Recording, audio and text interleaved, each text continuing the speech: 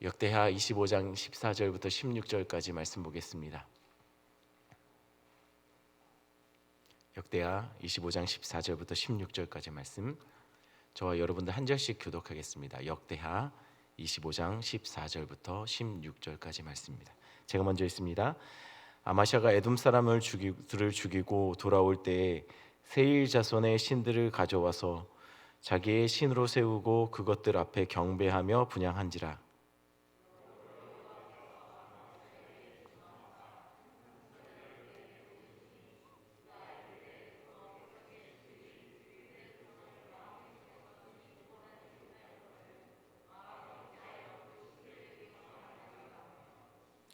선지자가 아직 그에게 말할 때 왕이 그에게 이르되 우리가 너를 왕의 모사로 삼았느냐 그치라 어찌하여 맞으려 하느냐 하니 선지자가 그치며 이르되 왕이 이 일을 행하고 나의 경고를 듣지 아니하니 하나님이 왕을 멸하시기로 작정하신 줄 아노라 하였더라. 아멘. 한번 기도합니다. 사랑해 주님 감사합니다. 하나님, 우리 성도들 또한 아버지 하나 이곳에 함께 모여 새벽을 깨우고 또한 아버지 하나 말씀과 기도로 하루를 시작합니다. 오늘 하루가 마치 아버지 하나 이곳 시간에서 주님 앞에 결단했던 말씀 앞에 아버지 하나 겸손히 무릎 꿇으며 주님을 찾았던 것처럼 아버지 하나 오늘 하루 온종일이 그렇게 주님 앞에 드려지고 몸부림치며 주님을 찾는 하루가 되어질 수 있도록 주여 붙잡아 주시옵소서. 아버지 하나님 들은 말씀 또한 아버지 하나님 삶 속에서 아버지 하나님 듣기만 한 것이 아니라 살아낼 수 있도록 주여 붙잡아 주시옵소서. 하나님 매일매일 삶이 또 하나의 아버지 하나님 간증처럼 하루하루가 쌓여갈 수 있도록 주여 붙잡아 주시옵소서.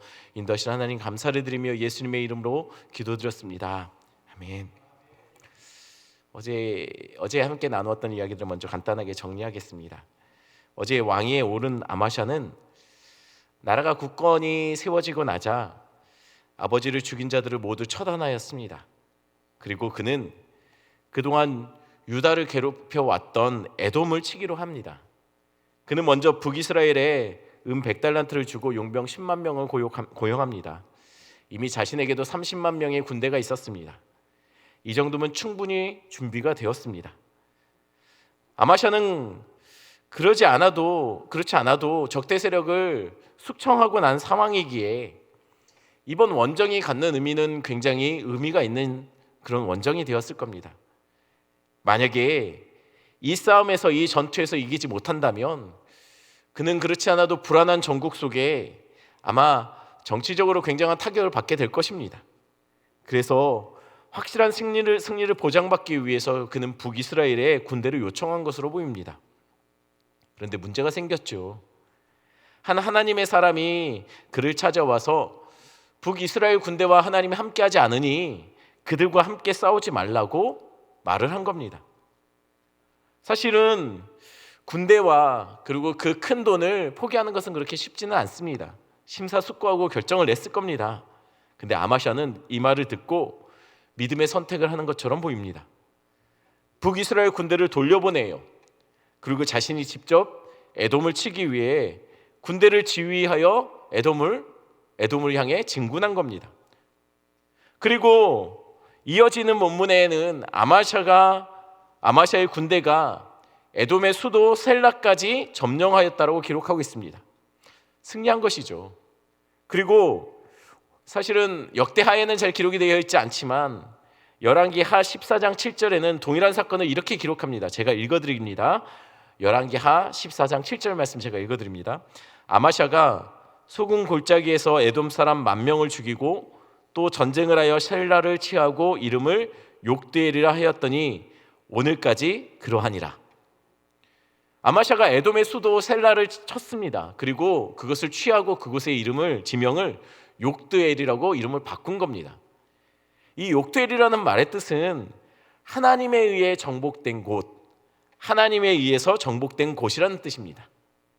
아마샤는 이 승리를 해놓고 이 승리가 자신이 한 게 아니라 하나님이 하신 것, 하나님이 정복하신 땅이라고 이름을 붙인 겁니다.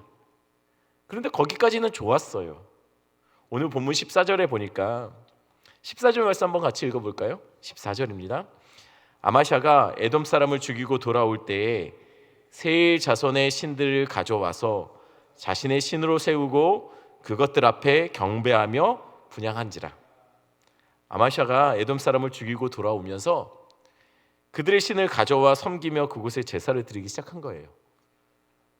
사실 가져온 것은 이해가 됩니다. 왜냐하면 고대의 전쟁은 승전한 나라가 패전한 나라에서 전리품으로 마치 전리품인 듯 신상을 가져옵니다. 그리고 그 가져온 적군의 신상을 자신이 믿는 신상 앞에다 갖다 놔요. 이건 하나의 조롱거리이자 우리가 완전한 승리를 했다는 하나의 상징적인 의식이었습니다. 그러니 가져온 것은 이해가 돼요. 사실 이전에 블레셋과 이스라엘이 전쟁을 했을 때도 이스라엘이 법궤를 빼앗긴 적이 있지 않습니까? 블레셋에. 그때 블레셋이 한 일이 바로 그거였어요. 이 법궤를 가지고 와서 다곤 신상, 자신들이 믿는 다곤 신상 앞에다가 놨죠. 이게 조롱거리예요. 우리가 그들의 신마저도 정복했다고, 우리의 신이 그들의 신을 정복했다고 그 신상 발 앞에다 갖다 놓는 거예요. 그러니 신상을 가져온 것은 문제가 되지 않습니다. 아마샤는 처음에는 그럴 목적으로 가져왔는지도 모르겠습니다. 근데 어이가 없는 일이 벌어진 거예요. 전쟁에서 승리하게 하신 하나님이신 것을 아마샤도 압니다. 그러니 셀라의 이름을 욕대엘로 바꾼 거 아니겠습니까? 하나님이 정복하셨다고요. 근데 정작 돌아오는 길에 그들의 신을 가져와서 아마샤가 그것을 섬기고 제사 드리기 시작했다는 거예요. 여러분, 이게 이해가 됩니까? 하나님이 승리를 주셨습니다. 그러나 그 승리의 영광을 전리품에 불과한 우상 신상에게 돌리고 있다는 것이죠. 하나님께 기도하고 사업이 성공하고 나니 물질 섬기는 것과 같은 것이죠. 하나님을 믿지만 우상 신상에게 마음을 주고 있는 거예요. 승리하기까지는 하나님을 의지했습니다. 하지만 승리하고 나니 그는 화려한 신상 앞에 절하고 있는 거예요. 그래서 25장 2절에 아마샤에 대해서 이렇게 말한 것이죠. 2절 말씀 제가 어저께 같이 봤던 거지만 제가 읽어드립니다. 아마샤가 여호와께서 보시기에 정직하게 행하기는 하였으나 보기에는 그랬다는 거예요. 하지만 온전한 마음으로 행하지 아니하였더라는 거예요. 그의 마음은 그렇지 않았다는 거죠. 정직하게 행하는 것처럼 보였지만 마음은 온전하지 않았다는 겁니다.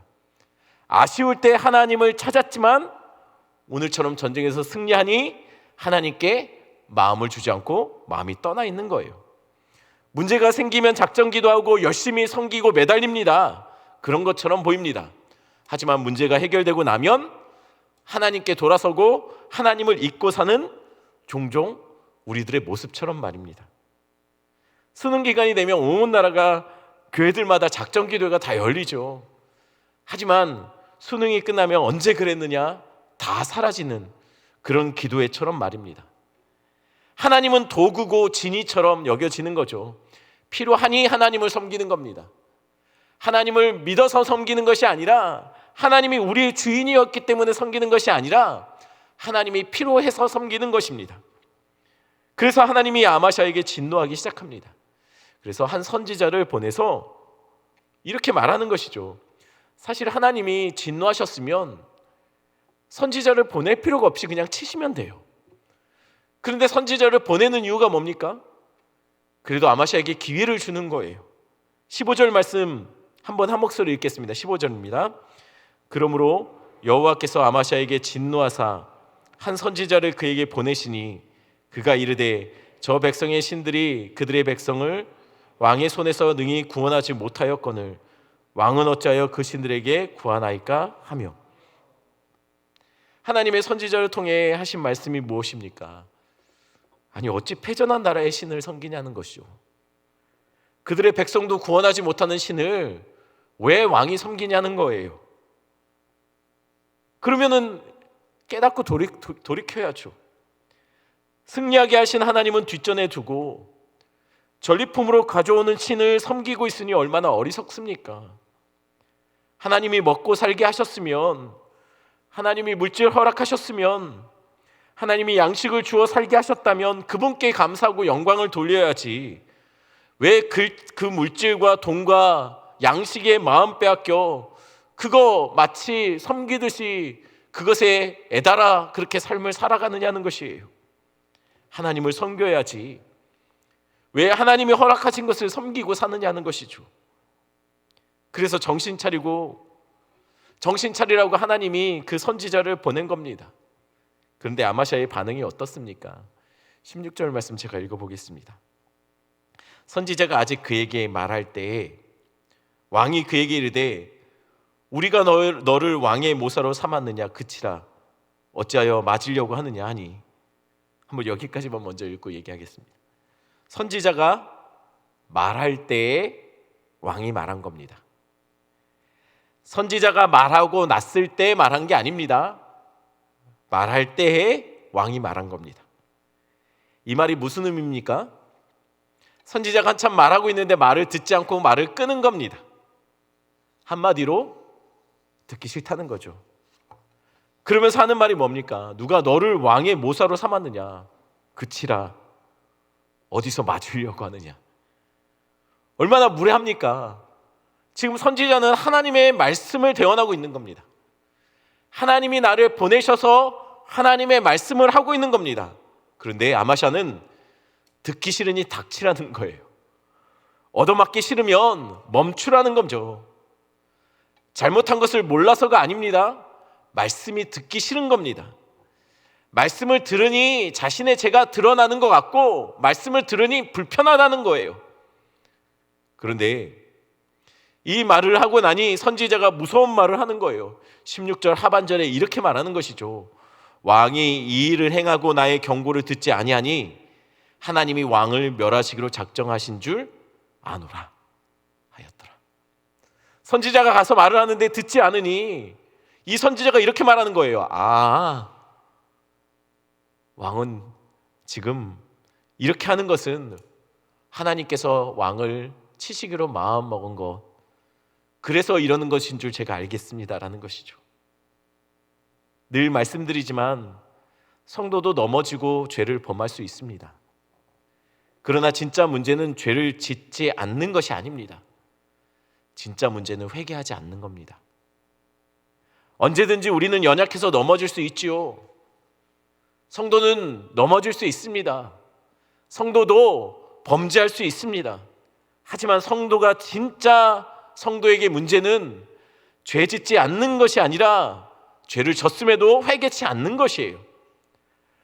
아마샤가 망할 수밖에 없는 이유는 그가 죄를 지어서 그런 것이 아닙니다. 그가 망할 수밖에 없는 이유는 하나님의 말씀을 듣지 못하기 때문이에요. 하나님의 말씀을 들었지만 그가 하나님 앞에 돌이키지 않기 때문에 망하는 겁니다. 범죄할 수 있습니다. 그도 실수할 수 있습니다. 넘어질 수 있습니다. 하지만 하나님의 말씀을 들었음에도 불구하고 돌이켜 깨달아 하나님 앞에 다시 한번 엎드리는 모습이 그 안에 없기 때문에 그가 망하게 되었다는 것이에요. 하나님의 말씀이 나의 죄를 깨닫게 하는데도 불구하고 그것이 불편하게 여겨질 때, 그때가 진짜 망하는 때입니다. 성도가 진짜 망하는 때는 하나님의 말씀에서부터 멀어질 때입니다. 하나님의 말씀이 듣기 싫고 예배에 왔지만 하나님의 말씀이 깨달아지지 않을 때, 그때 성도는 망하는 거예요. 건강이 무너지고 사업이 실패해서 망하는 것이 아닙니다. 하나님의 말씀이 안 들릴 때 성도는 망하는 거예요. 결국 아마샤는 에돔과의 승리에 도취되어 북이스라엘을 공격하기로 마음먹습니다. 에돔을 자신의 힘으로 이긴 줄 아는 것이죠. 기고만장한 겁니다. 하나님이 안 보이니 하나님이 필요하지 않은 것처럼 느껴지는 거예요. 내 힘으로 싸워서 이길 수 있다라고 해서 믿는 것이죠. 그리고 그 결과는 참패하게 됩니다. 이로 인해 예루살렘이 북이스라엘에 점령당해요. 성전과 궁에 있었던 은금은 약탈당하고 많은 사람들이 이스라엘의 볼모로 끌려가게 되는 것이죠. 또한 아마샤는 그의 아버지처럼 그 예루살렘에 있는 자신의 부하들에 의해서 암살당합니다. 아버지의 모습을 보고 교훈 삼지 못하니 그도 똑같은 모습으로 비참한 최후를 맞이하게 되는 것이죠. 기억하십시오. 아마샤는 하나님이 필요했지 하나님을 섬긴 것이 아닙니다. 보기에는 그럴듯했습니다. 보기에는 믿음으로 행하는 것처럼 보였습니다. 보기에는 진심으로 신앙 좋은 모습을 보였습니다. 이것은 여러분 보기에는 얼마든지 그럴 수 있습니다. 아쉬울 때는 하나님을 찾았죠. 그런데 문제는 아쉬울 때 찾는 것은 신앙이 아닙니다. 필요할 때 매달리는 것은 믿음이 아닙니다. 풍요할 때 모든 것이 채워졌을 때도 한결같이 그분을 원하고 그분의 인재를 사모하는 것이 그것이 신앙이고 믿음인 거예요. 그러니 필요할 때 강구하는 자보다 이미 주신 은혜, 풍성하게 채워주신 그 은혜에 감사하는 자가 신앙인의 모습이라는 거예요. 그러니 강구도 열심히 하셔야겠지만 강구보다 매일매일 감사하는 삶을 살아가시는 여러분들 되기를 간절히 축원합니다. 이 시간 말씀 생각하시면서 함께 기도하는 시간을 갖겠습니다. 하나님을 도구 삼는, 하나님을 발판 삼아서 더 높이 뛰어오르고 싶은 마음, 하나님을 필요해서 섬기는 것처럼 사는 것, 그것은 신앙인의 모습이 아닙니다. 우리의 신앙인의 모습은 어떠한 상황에서도 그럼에도 불구하고 하나님을 붙잡고 사는 겁니다. 가난하든 부유하던 그 삶 속에서 분명하게 몸부림치며 하나님의 임재를 사모하며 그 앞에 나아가는 것이 신앙의 모습이라는 거예요. 신앙을 가진 것처럼 흉내낼 수는 있습니다. 하지만 마음 들이지 않는 신앙은 신앙이 아니라는 것이죠. 이 시간 함께 기도할 때 하나님, 내 삶에 주님, 날마다 주님 만나는 것으로 감사하며 삶을 살아가는 자에게 주님 도와달라고 그렇게 위해서 기도하십시오. 그리고 계속해서 나라와 민족을 위해서 기도해 주시기 바랍니다. 여러 가지 세우려고 시도하는 악법들, 동성애와 동성애인이 포함되어 포괄적 차별금지법과 낙태를 마음껏 할 수 있는 꺼리낌 없이 할 수 있게 지금 법을 개정하려는 시도들을 하나님 막아달라고, 하나님 이 땅에 하나님 두려워하는 나라 되게 해달라고, 또한 계속해서 기도할 때 코로나로 인해서 많은 사람들이 어려움을 당하고 있습니다. 특별히 선교사님 사역들이 많이 어려움을 겪고 있습니다. 선교사님들을 위해서, 이 나라 민족을 위해서, 방역당국 속에 여러 가지 수고하고 있는 사람들을 위해서 기도해 주십시오. 또한 계속해서 기도할 것은 우리 내일 있을 위임식과 은퇴식을 위해서 하나님의 영광이 드러나는 그런 모임, 그런 행사가 되어질 수 있도록 해달라고, 그리고 우리 성도들을 위해서 생각나는 사람들의 이름 불러가며, 또한 원로 목사님 사모님을 위해, 그리고 저와 교육자들을 위해, 우리 중직자들을 위해 함께 기도하는 시간, 기도하시다가 자유롭게 돌아가시면 되겠습니다. 함께 기도합니다.